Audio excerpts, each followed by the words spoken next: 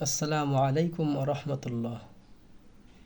সহবাসের পর বিবাহিত স্বামী স্ত্রীর যদি প্রস্রাবে জ্বালা-পোড়া হয়, এটা অনেক সময় দেখা যায় নতুন বিবাহিত বা বিবাহিতাদের ক্ষেত্রে, যে সহবাসের পরে প্রস্রাব করতে গেলে প্রস্রাবে প্রচুর জ্বালা-পোড়া হয় এবং যোনিতে প্রচণ্ড ব্যথা হয়। এক্ষেত্রে হোমিওপ্যাথিতে সুন্দর চিকিৎসা রয়েছে।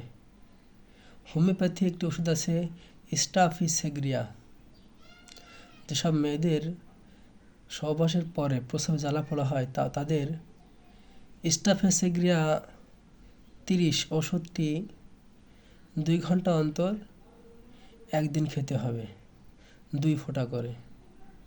যদি তারপরেও ব্যথা এবং প্রস্রাবে জ্বালা-পোড়া না যায়, তাহলে স্টাফিসেগ্রিয়া 200 শক্তির ওষুধটি 3 দিন খেতে হবে, সকাল, দুপুর এবং রাতে 1 ফোঁটা করে।